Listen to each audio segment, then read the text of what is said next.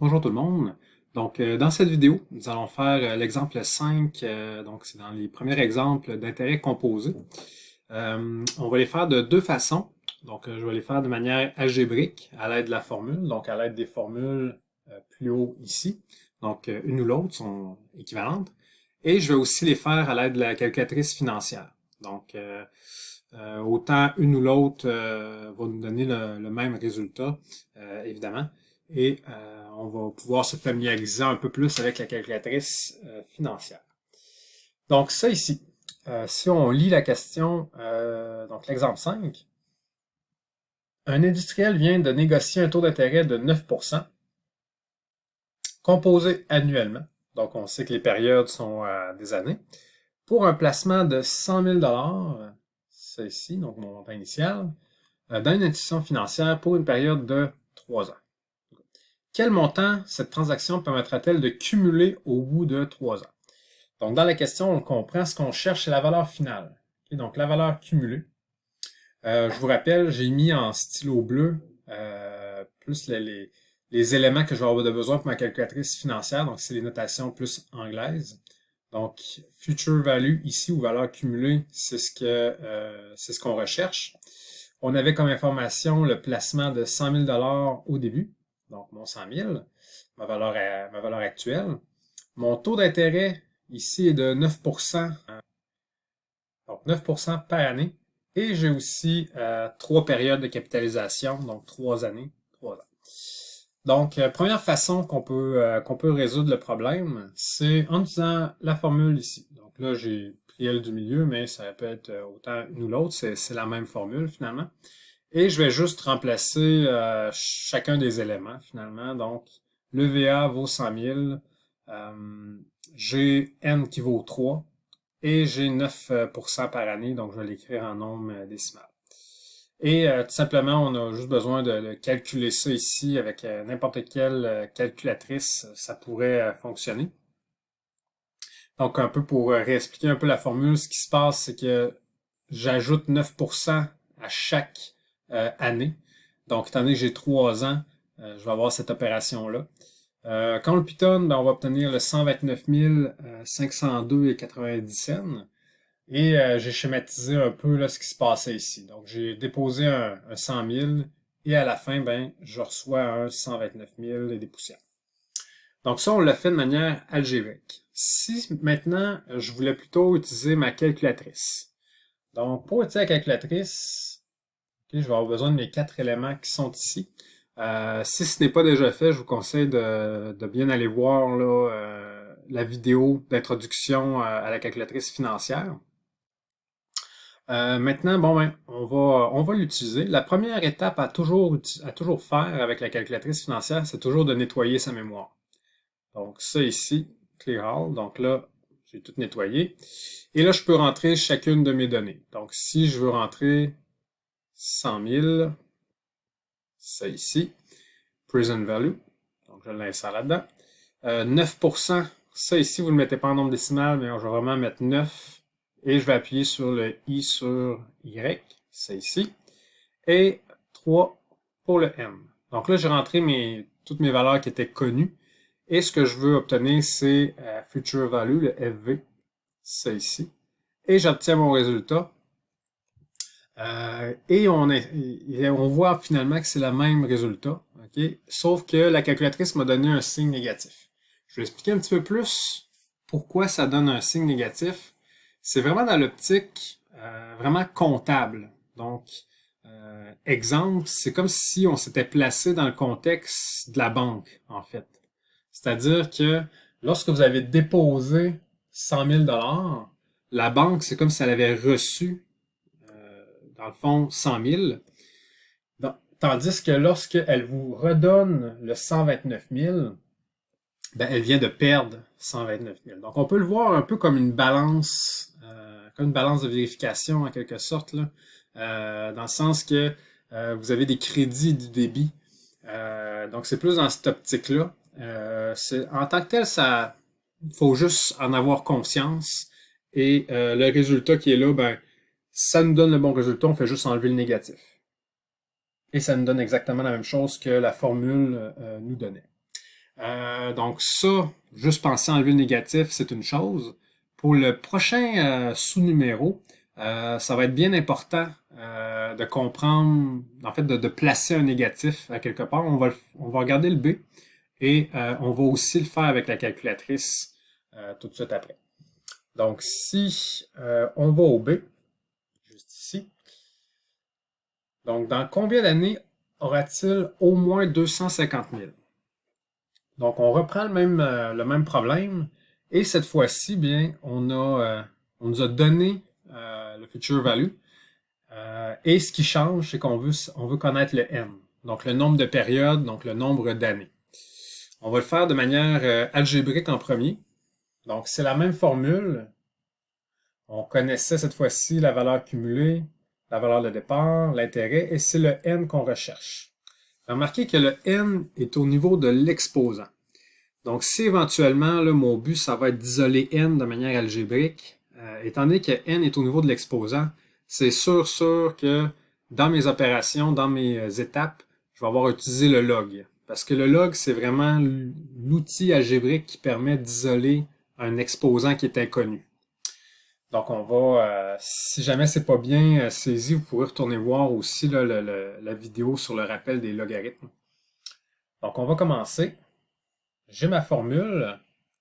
La première étape, si je veux isoler ça, c'est que je vais me débarrasser du 100 000. Donc, si je pars ici, je divise par 100 000 des deux côtés. Du côté gauche, il va me rester 250 000 divisé par 100 000. Si je simplifie un petit peu, il va me rester 2,5. Du côté droit, ben, on a perdu le 100 000 à ce moment-là en ayant divisé. Et on avait 1 plus 0,09, tout ça exposant n, donc il nous reste ça. Un coup qu'on est rendu là, quand il nous reste seulement la base munie de l'exposant qu'on cherche à isoler, c'est là qu'on va insérer le log de chaque côté. Donc on a fait le log à gauche, le log à droite. En utilisant la propriété des logs, okay, la propriété qui nous intéresse finalement, c'est que mon n ici, il va devoir aller se déposer en avant. Donc, c'est ce qui s'est passé à la ligne suivante. Donc, mon n ne sera plus au niveau de l'exposant, il va aller multiplier le log. Et là, ça devient intéressant. C'est pour ça d'ailleurs qu'on utilise le logarithme. C'est pour faire descendre le n au même niveau que les autres. Et ça permet ensuite de simplement diviser par le log de 1,09 de chaque côté. Étant donné qu'on avait une multiplication, on a juste à le diviser. Et ce qui nous reste, c'est ça ici. Donc ça, on pourrait tout simplement le pitonner avec n'importe quelle calculatrice, que ce soit la calculatrice financière ou une scientifique. On pitonne ça et on obtient le 10,63. Donc notre 100 000 $ à un taux d'intérêt de 9% composé annuellement, eh bien avec 9% composé annuellement, ça va nous prendre 10,63 ans pour atteindre 250 000 $. Donc c'est quand même un très gros gain qu'on pense à ça. Ça l'a fait pratiquement fois 2,5 en seulement 10 ans. Donc, c'est énorme. Maintenant, le 10,63 ans, est-ce qu'on peut l'obtenir avec la calculatrice financière? Il faudrait. Donc, ici, la première étape, je vais voir me servir la calculatrice financière et je vais encore une fois là, me servir des données que j'ai placées ici. Donc, première étape, on nettoie la calculatrice, toujours. Donc, c'est ici. Maintenant, je vais insérer mes données. Donc, le 100 000, ça ici, et j'appuie sur PV. Je vais le faire avec la souris, on va pouvoir mieux le suivre. Je vais ensuite faire 250 000, ça ici, valeur finale, FV. J'ai un taux d'intérêt de 9%, ça ici, et je recherche le N. Et là, donc, je vais appuyer sur N. Oups, qu'est-ce qui se passe? No solution. Qu'est-ce qui s'est passé? En fait, on va réfléchir un peu à qu'est-ce qu'on avait obtenu au numéro 1. On avait vu que la valeur finale était négative. Donc ici, le problème, c'est que quand j'ai inséré mes valeurs, je les ai mis tous les deux positives, c'est-à-dire le PV et le FV. Et c'est ça qui fait un bug. Okay? Parce que la calculatrice financière, comment est-ce qu'elle fonctionne? Elle s'attend à avoir au moins une des deux qui est négative. Donc, on va le refaire, mais cette fois-ci, on va en mettre soit le 250 000 ou le 100 000 négatif. Et là, ça devrait fonctionner à ce moment-là. Donc, je vais nettoyer ça ici. Donc, je vais le refaire, tout simplement. J'ai 9% d'intérêt. J'ai 100 000, ça ici, PV. Je vais mettre 250 000, sauf que cette fois-ci, on veut le mettre négatif. Faites attention, n'utilisez pas la soustraction. Utilisez vraiment le plus-moins qui est juste ici. Donc là, je l'ai mis négatif. Parfait. Et là, je vais pouvoir appuyer sur FV. Et maintenant, je vais appuyer sur N parce que c'est ça qu'on recherche. Et je devrais obtenir la réponse. Et voilà. Donc, ça me prend 10,63 ans exactement qu'est-ce qu'on avait obtenu juste ici. Donc, on a terminé le B. Je vais me déplacer un petit peu. Ici, c'était... on va faire la suite, mais en fait, c'est complètement un autre exemple. Donc, il n'y a pas de lien avec le AB qui est un peu plus haut. Donc, on en repart, on recommence à zéro. Donc, on va le lire ensemble.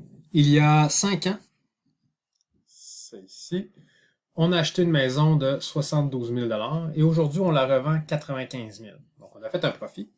Quel est le taux de rendement réel annuel réalisé sur cet investissement? Donc, ce qu'on recherche finalement, ça se trouve être le taux d'intérêt annuel qu'on a obtenu avec cet investissement-là. Donc, le montant initial, on avait 72 000. On a eu un montant final de 95 000. On recherche le taux d'intérêt annuel. Et ici, donc, l'écart de temps qui s'est écoulé, c'est 5 années.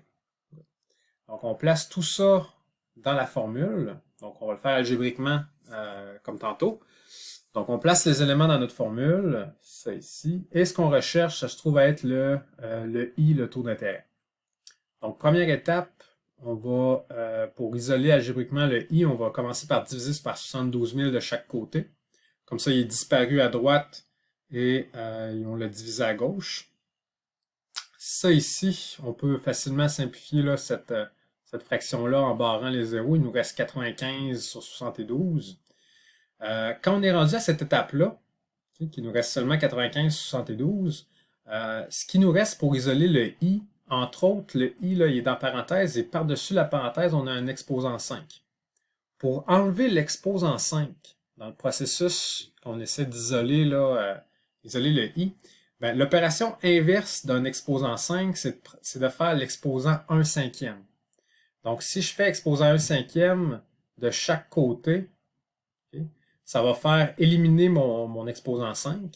Donc, je ne le retrouve plus ici. Le 1 plus I, il a perdu son exposant 5 parce que de chaque côté, on a fait l'exposant 1/5. Et là, ici, 95 sur 72, exposant 1/5, c'est presque terminé parce que nous, on veut seulement le I, donc on soustrait par 1. On soustrait 1. Et il va juste vous rester à pitonner ça sur n'importe quelle calculatrice, donc pas nécessairement financière quand on est rendu à cette étape-là. On le pitonne et ce qu'on obtient, c'est ça ici en nombre décimal. Si je le veux en pourcentage, ben, j'ai juste à faire x100 et à rajouter le symbole de pourcentage.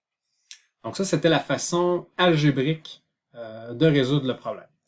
Si je veux utiliser ma calculatrice, on va le faire rapidement. Donc, on nettoie la mémoire comme d'habitude.